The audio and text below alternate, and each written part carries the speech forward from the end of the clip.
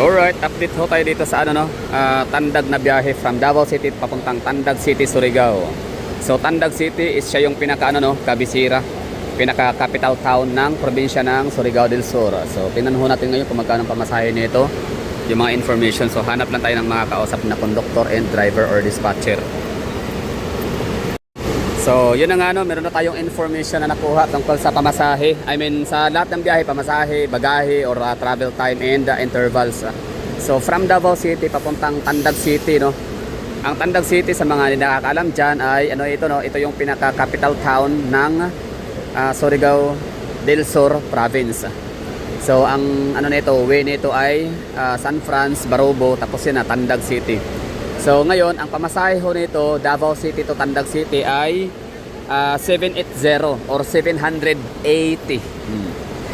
780 or 780. Ang travel time nito, kasama ang traffic maximum of 9 hours. So sobrang traffic na ho nun, kaya aabot ng 9 hours. So ibig sabihin, pwede kayong umabot ng 8 hours or 7.5 hours kapag wala namang traffic, no? Okay, tapos ang pala nito, pamasahe 780 or 780 para sa mga regular. Kapag ka-SP naman, senior citizen, PWD, so discounted syempre. So meron, ang babayaran nyo is 625 na lang. Actually, kayo naman ang marunong na tayo niyan, 20%. Lahat naman siguro merong cellphone, kahit di keypad, pwede natin gamitin yung calculator para malaman kung magkano yung i-deduct sa 20% na discount sa pamasahe. So ulitin natin, no? Regular na pamasahe 780, SPI 625. 9 hours maximum travel time, kasama na ang traffic dyan, kaya nga maximum. Okay, ang interval naman sa ito, mahalaga to, no? Lagi tinatanong to, anong oras ang first trip, last trip, no? Anong oras ang biyahe. So maaari ang iba kasi may hinahabol na mga transactionist, no? So ang travel time dito is meron silang 1, 2, 3, 4, 5, no? 5 ang kanilang biyahe dito. So ang pinaka last trip, or sabi natin pinaka first trip na lang siguro, no, sa umaga. Magsisimula sila sa umaga, aalis ng alas 6 ng umaga. Yes, alas 6 ng umaga. Ang second trip naman is alas 6 ng gabi. Yan, oh, nakasulat yan. So alas 6 ng gabi, no? 6 PM ang second trip. Pang tatlong trip naman ay alas 9 ng gabi. Tapos ang last trip ay alas 11:45 ng gabi. So tandaan meron silang 4 lang, 4 trips lang, oh. So 6 AM, 6 PM, 9 PM and 11:45 PM. So yun po yung kanilang biyahe papuntang Tandag City, Surigao. Okay? Ang madadaanan naman ito ay marami, hindi naman talaga sila kagaya sa Tupan ng Butuan na merong non-stop, 5 stop at saka regular.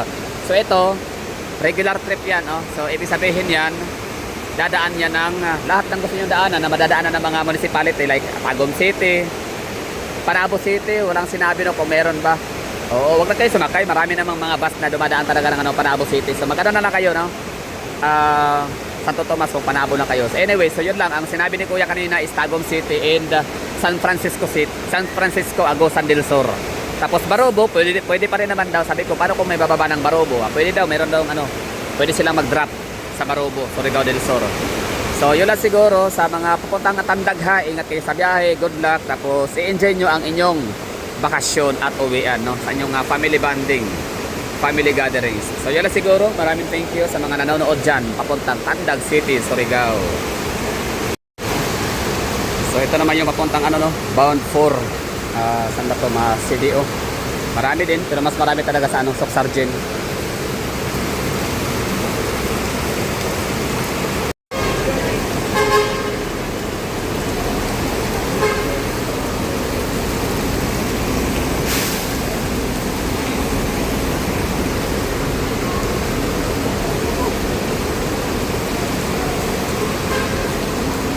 Ayun, mga taga-Butuan, ngayon pa lang sila nagsikumpulan dito.